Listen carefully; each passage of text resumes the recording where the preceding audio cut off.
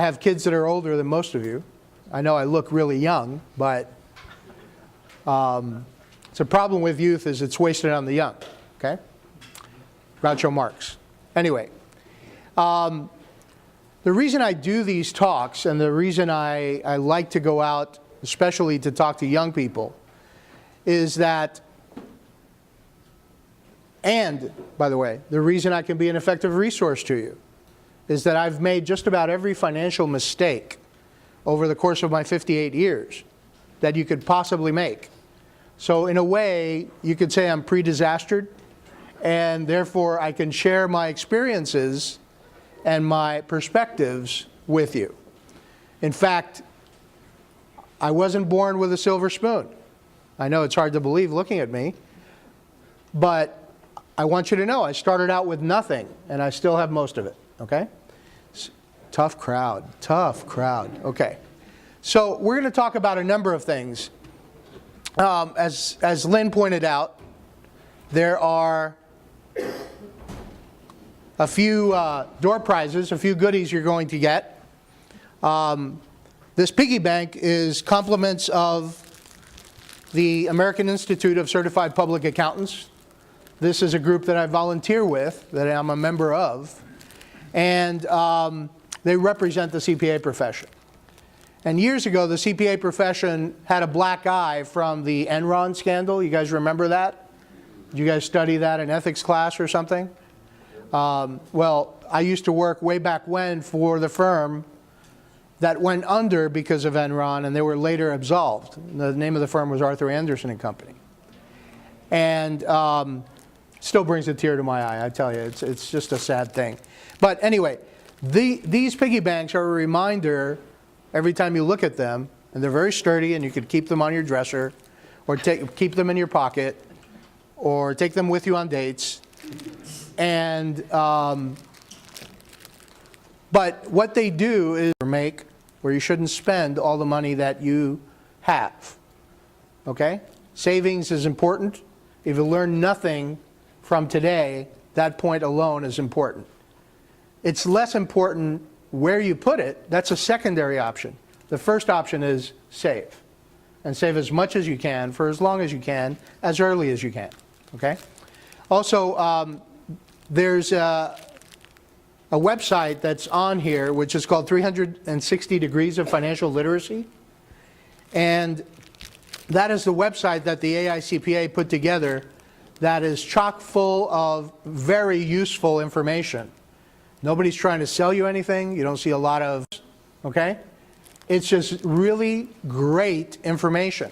Lots of worksheets, lots of calculators, okay? So a lot of the things that we're going to be talking about today, you can visit this website after today and get a lot of good information, okay?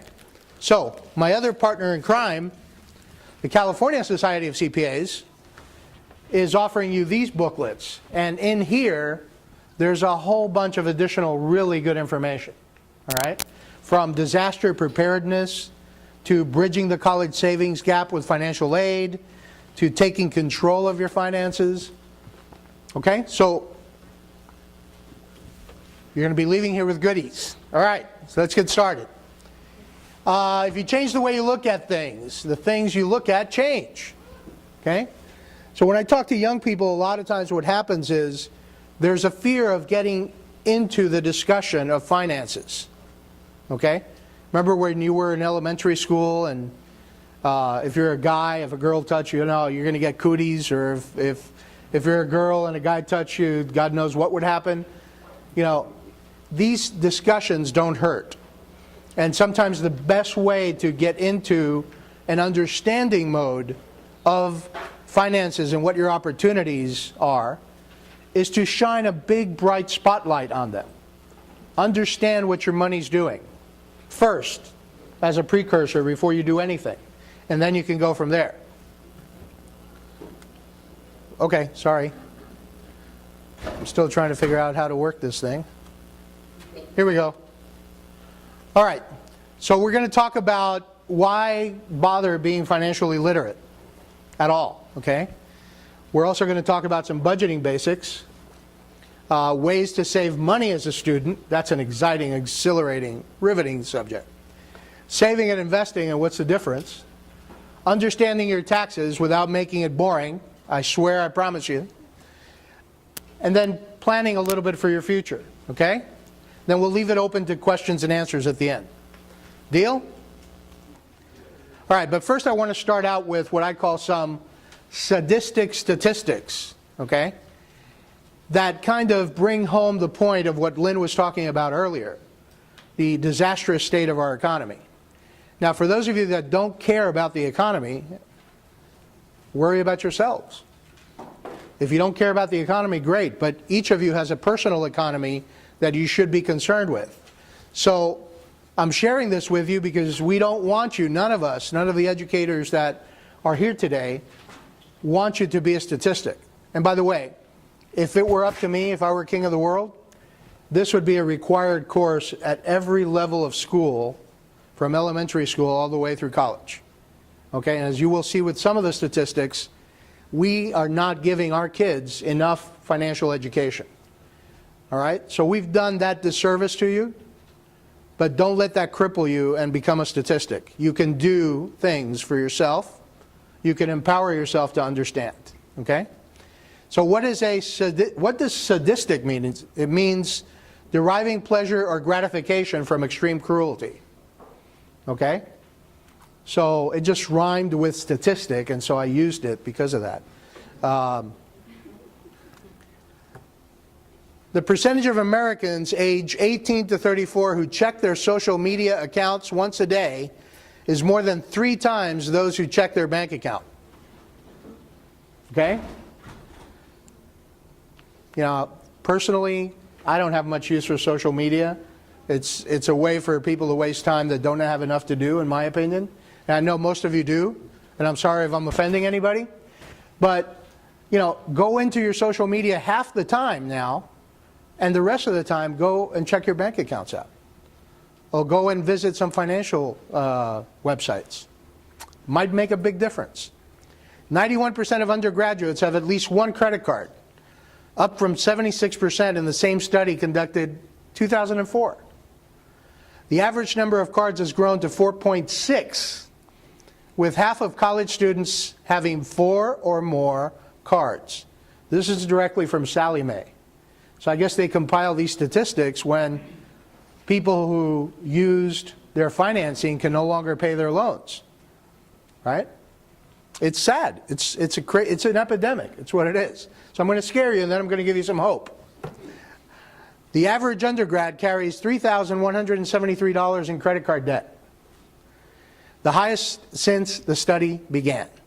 The average senior will graduate with $4,100 in credit card debt, up 41% from the same study in 2004. I don't know about you, but if that's not epidemic, now if when I went to college, somebody had given me a credit card with a $4,000 balance on it, it would have taken me half a weekend to get it to that level. No, not really. I mean, maybe 2 weekends, okay? 7.2% of students drop out of college due to debt or financial pressures. Again, don't be a statistic.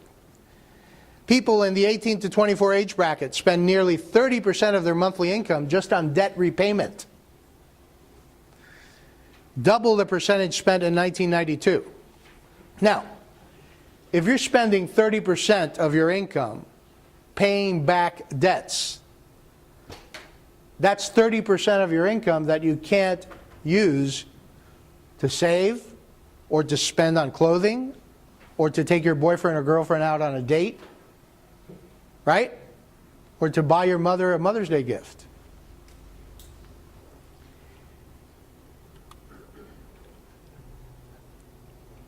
Okay, 1997 study, Jumpstart Coalition found that high school students lack an understanding of basic personal finance concepts.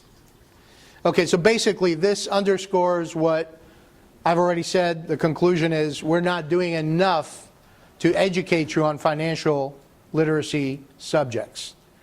So we need to take the matter into our own hands, right? So don't be a statistic. How do you not become a statistic? Well, you become financially literate. What does it mean to be financially literate? Well, all of you can read and write, right? Well, I hope so. If not, we're in trouble. Right? Okay, so being financially literate is applying basic knowledge to your finances so that you can not be a statistic, okay? One of the reasons is nobody respects a dumb consumer. You certainly don't want to be that.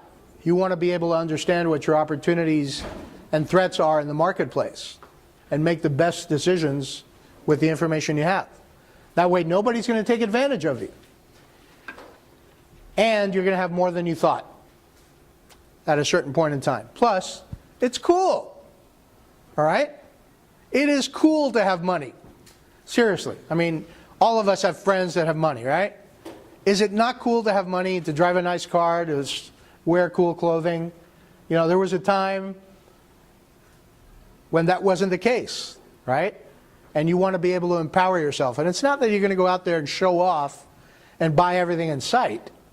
You know, being an intelligent consumer means you buy the things you need or want at the right time. Not when the companies that are selling it to you say that you should buy them. Okay? A few money mistakes to avoid. Jumping on the bandwagon. Okay? You gotta have that iPhone 5 because it is the thing to do. And you don't want to be the only one in your class without an iPhone 5. Seriously? I mean, have we become that shallow? Many of us have. Only saving what's left over. Okay? What I mean by that is, in fact, in one of the materials you're going to read something that says, tithe yourself first. You know? We're not here to talk about religion, but some religions believe in tithing, which means you give 10% of your income to the cause, right? Well, how about giving 10% of your income to yourself? If you work, before you decide how much money you're going to spend this weekend, take 10% of it and put it in a savings account. Okay? That way it's free. You set it, forget it. You don't worry about it anymore. Right? That would be really a novel idea. Not having an emergency fund. Most financial planners agree that having an emergency fund is a good idea. They disagree on what amount that emergency fund should consist of. But basically, it's that first line of defense to cover the oops of life. Okay? Your car broke down. You need a new engine. It happens. You just have to go on this trip to Cancun with the rest of your buddies. An emergency, right?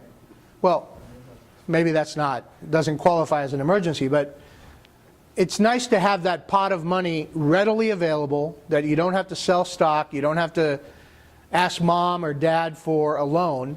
It's there to cover the oops of life, okay? That's what an emergency fund is. And most planners measure that in terms of a number of months.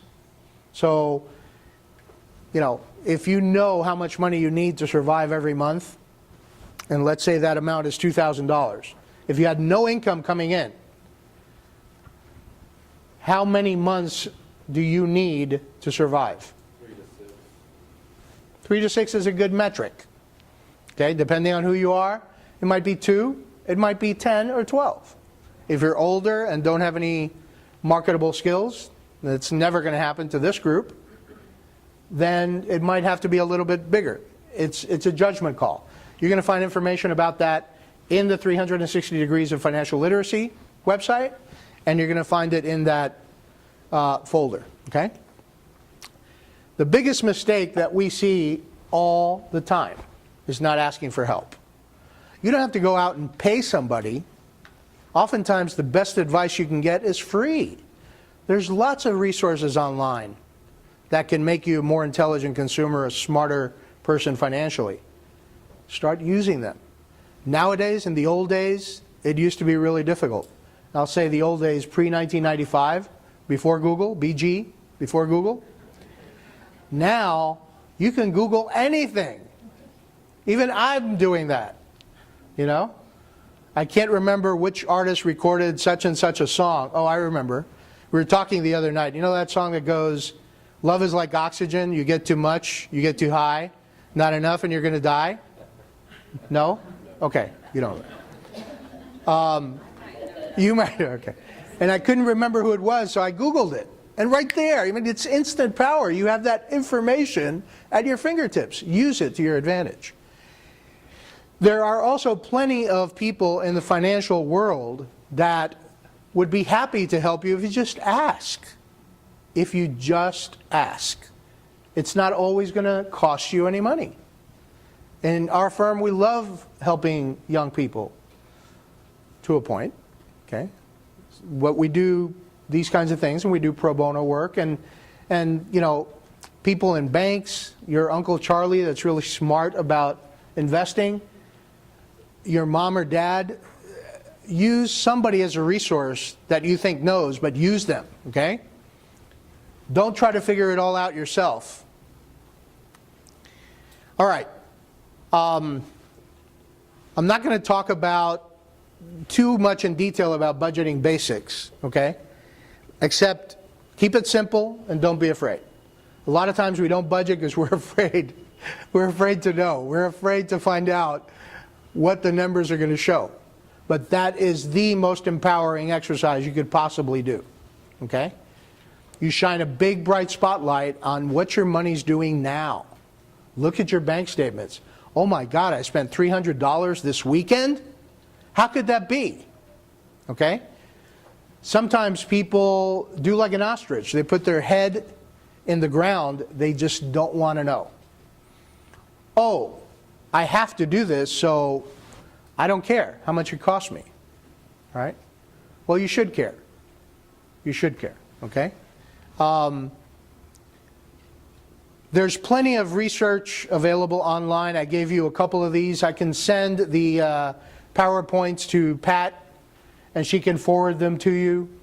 But there's some nice templates for creating a budget. There's some nice calculators for creating a budget.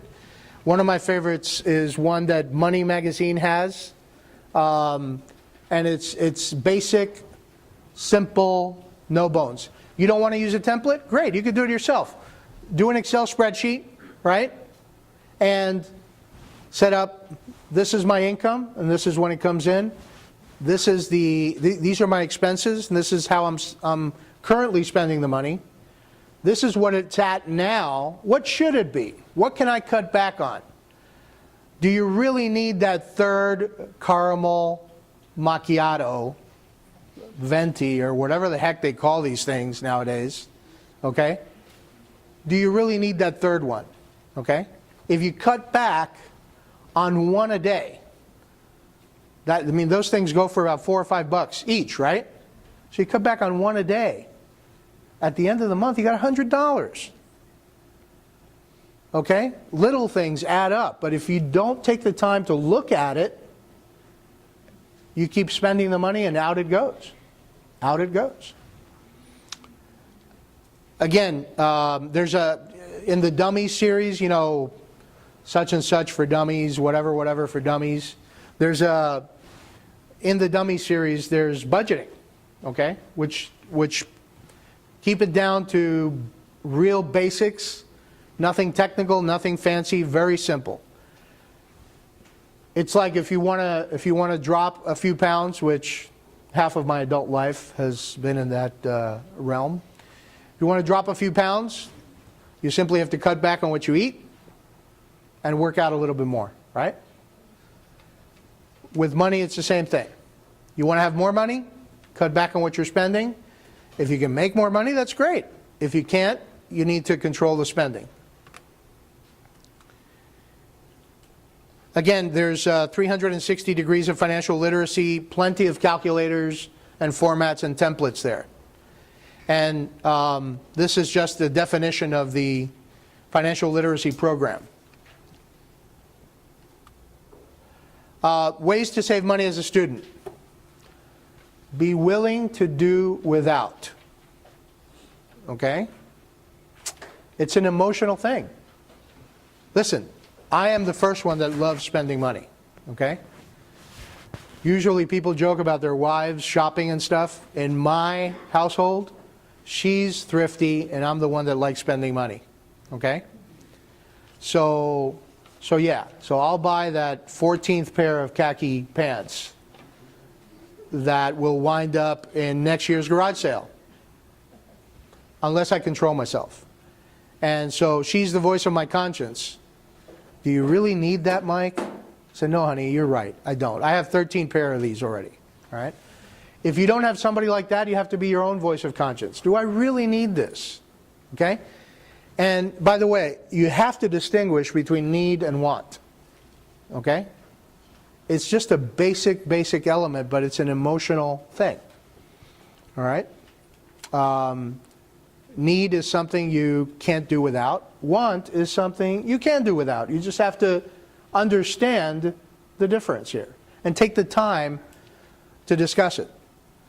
Okay? If you go to Macy's or anywhere where you buy clothing nowadays and you see something you like, the impulse is you want to buy it. Before you give that cashier the credit card, do another round and say, oh, I'll come back to it. If you wait a little bit, that desire might dissipate. Okay? So try to talk yourself out of buying stuff that you don't need. Spend only when you can. Okay? Because when you can't spend, what happens? What happens when you can't spend? You put it on a credit card, you owe it now. Okay? One thing that I learned how to do a few years ago is to live without credit cards. You can do it. You can train yourself to do it. It's tough, okay? It might be like quitting smoking or kicking heroin or something. I have no idea what either of those two are like. But it is possible if you restrict yourself to working with just the money that's in your bank account. Don't incur any debt. You don't have the money, you don't spend it. You don't incur debt, you don't have the debt service. Set yourself some goals and then monitor, okay? So you can play mind games with yourself. Okay, I'm going to save $1,000 by the end of the summer, and if I do, I'm going to treat myself to whatever. Okay? You know, it happens. It works. Mind games. All right, saving and investing. Is there a difference? Is there a difference between saving and investing? Anybody? Yes? Okay. What's the difference? When you invest, you get a return, a profit of return. So Okay. And when you save, you don't? not as much as when you invested. Okay. That's one way to look at it. Okay. Saving is secure, you never lose it. No. Not exactly. Not exactly. You're almost there, but not exactly. You know what I mean? No, there's less risk is what you're saying, right? exactly. Okay. But banks do go under, right? Banks do go under from time to time. So nothing is absolutely risk-free. But on a relative scale, the places where you would save are a lot less riskier. Yes. All right, so I'm going to tell you. Saving has to do with the short-term needs of your lifestyle. Okay? There's different kinds of savings. We referred to one earlier, which was the emergency fund.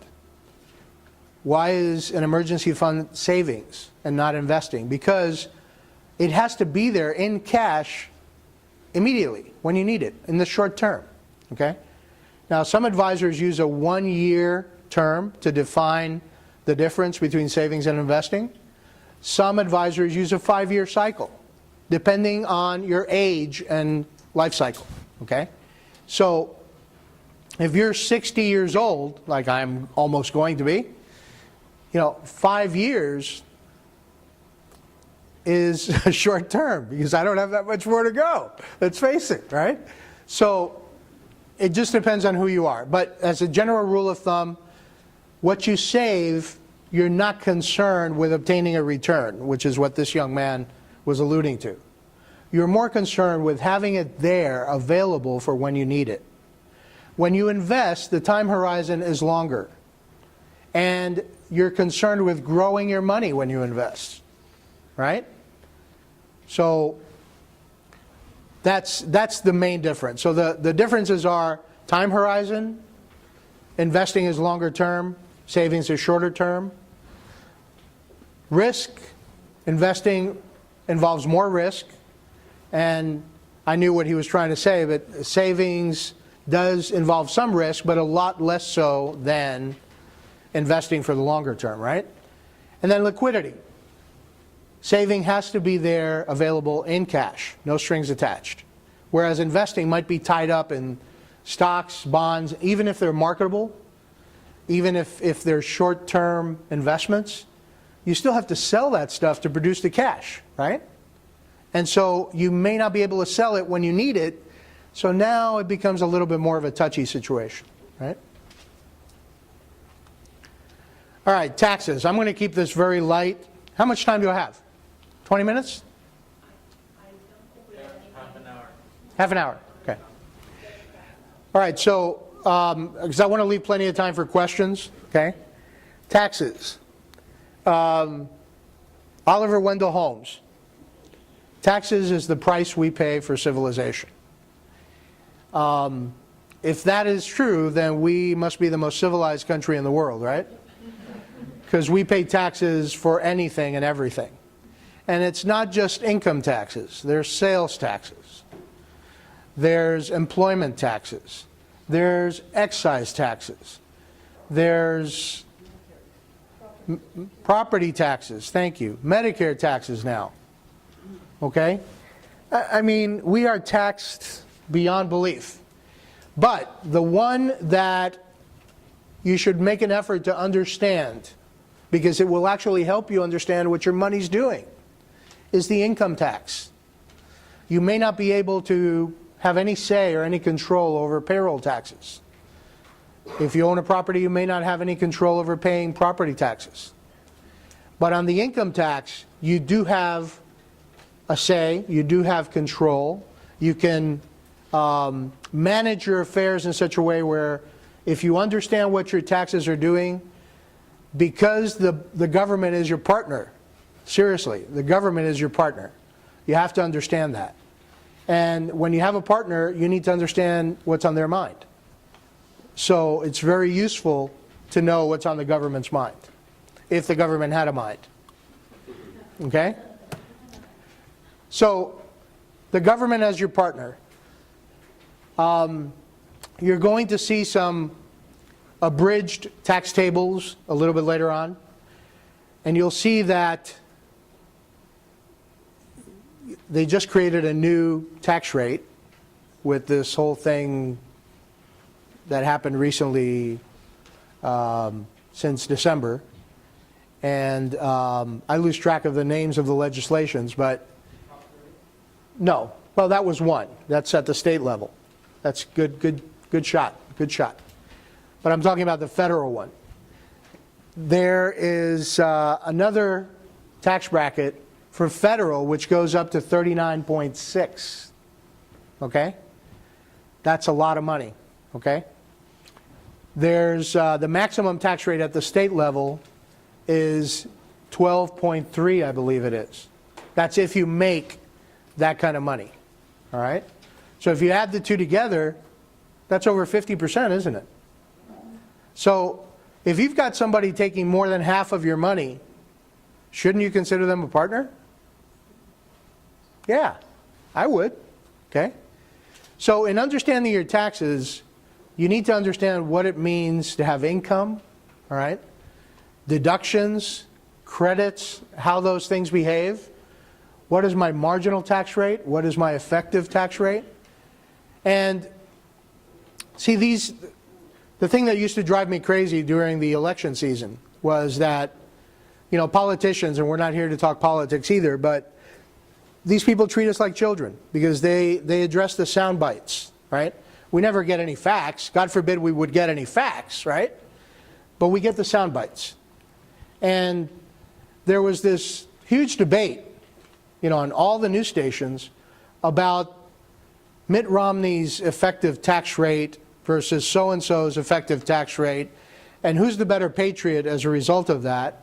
And it is such hogwash, really, because at the end of the day, tax rates in and of themselves don't matter, because tax rates are applied to taxable income.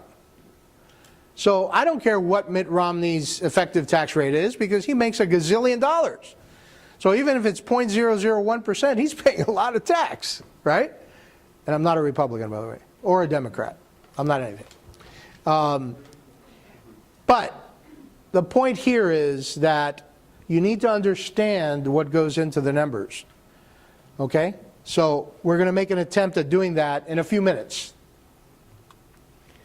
Tax tables, easy peasy, all right? And we're going to stick with the top one there. Now here's what I'm talking about. Can you guys see that? And by the way, this is outdated because this is before December, okay? So they knocked out the 10% bracket, right? And they added a 39.6% bracket, okay? Now, what you see here is, and the way to read it is, if taxable income is over this amount in this column, but not over this amount in this column, the tax is that plus that percentage. So what happens is each line item is considered a bracket, right? Now, let's say you are at a 33% tax rate, okay? You're at a 33% tax rate. Why? Because your taxable income was, let's say, $200,000, just to keep the example simple, right? So your taxable income is $200,000, so you're in this bracket, right? So does that mean you pay 33% on all your income? No. No. You pay 33% on the income above 174, okay? Above 174, you pay 33%. Below the 174, you pay the respective amount for each bracket. So that's why this 42,000 is here, because it's the sum total of all the prior brackets.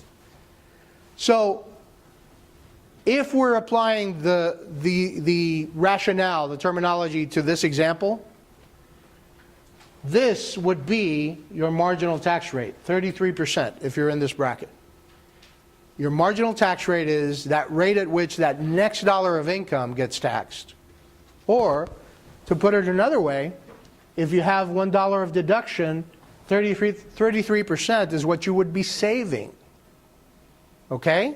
Now, your blended rate could be very different, and usually is very different. That's the actual rate on which you pay tax on all your income. Okay? So your effective rate is taxes on all your income. Your marginal rate is just that bracket, that last dollar of income. Okay? I know I'm confusing the heck out of you, but really it isn't. Once you try to take the time to understand it, it is not that difficult. And if you do take the time to understand it, you're leap years ahead of most people. And if you can't, come see me. All right, planning for the future. Be curious and ask questions. That's basically it. Nobody was born knowing, so it's not a sin not to know. It is a sin to stay not knowing. Okay? There's plenty of information out there. There's plenty of resources, plenty of people that are willing to help. Don't be poor and ignorant. Okay? If you're going to be poor, make it a short-term situation and get yourself empowered and get some knowledge. Okay? Use the internet. Plenty of calculators out there. You're going to have plenty of resources after today. I wrote here the rule of 72. It's just a basic little math quiz that shows you the power of compounding that Lynn was referring to earlier. People know that. Who has heard of the rule of 72? Okay, you want to tell us what the rule of 72 is? If you divide percent is the interest, like 3%. You get the years that you double your investment, double your money. Perfect, perfect, okay? 72 is the end result of the calculation.